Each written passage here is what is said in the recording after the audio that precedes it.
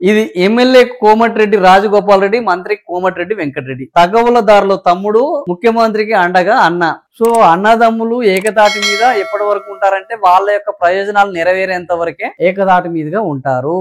ఇది మానవ సంబంధాలన్నీ ఆర్థిక సంబంధాలు, మానవ సంబంధాలన్నీ రాజకీయ సంబంధాలు, మానవ సంబంధాలన్నీ పదవుల మీద మోజున్న సంబంధాలు. ఇంతే, ఇంతకు మించి పెద్ద విశేషం ఏం లేదు. రాజగోపాల్ రెడ్డి ఎమ్మెల్యే గెలిచాడు, ఆయనకు మంత్రి పదవి రాలేదు. కోమటిరెడ్డి వెంకటరెడ్డి ఎమ్మెల్యేగా గెలిచాడు, ఆయనకు మంత్రి పదవి వచ్చింది. మంత్రి పదవి వచ్చింది కాబట్టి మంత్రి పదవిని నిలబెట్టుకోవాలంటే ప్రభుత్వానికి అనుకూలంగా ఉండాలి, ముఖ్యమంత్రికి అనుకూలంగా. ఆయన ఆ పాత్రను అద్భుతంగా పోషిస్తున్నాడు.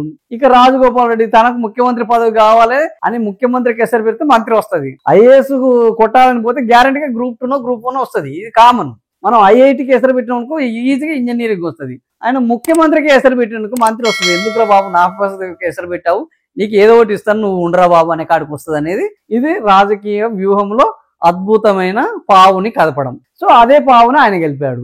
ఇలా ఎవరి పాత్ర వాళ్ళు పోషిస్తున్నారు. ఒక ఇంట్లో ఇద్దరు ఉన్నారు, ఆల్రెడీ పదవి ఉన్నది. నువ్వు అటువైపు ఉండు, నేను ఇటువైపు ఉంటాను. మంచిగా ఎవరికి వచ్చినా అభ్యంతరం లేదు కదా, వాళ్ళకేం నష్టం లేదు. వీళ్ళ వల్ల జనాలు పిచ్చోళ్ళు అవుతున్నారు, వీళ్ళ వల్ల ప్రభుత్వం ఇబ్బందులు పడుతున్నది, వీళ్ళ వల్ల పార్టీ ఇబ్బందులు పడుతున్నది. వాళ్ళకు వచ్చిన నష్టం ఏం లేదు.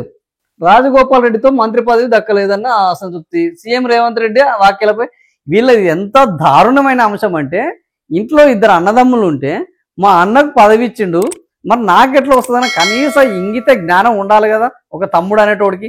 మళ్ళా ఒకటే రెడ్డి, ఒకటే జిల్లా, ఒకటే వర్గము, పక్క పక్కనే నియోజకవర్గాలు.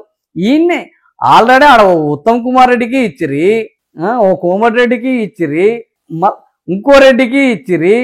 ఇంతమందికి ఇచ్చిన తర్వాత మళ్ళా ఇంకో రెడ్డికి నీకు కావాలి అని అంటే ఇక మిగతా వర్గ ఉన్నదే మనం 6%, ఇప్పటికే 40% ఉన్నాము, మళ్ళా రెడ్డికి కావాలంటే ఇంకా మిగతా వాళ్ళందరూ అవసరం లేదా?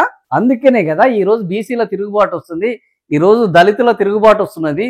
ఈ ప్రభుత్వాల మీద ఎందుకు వస్తున్నది? ఉన్నోడే అన్ని కోరుకుంటున్నాడు, లేనోడు లేకుండానే పోతున్నాడు.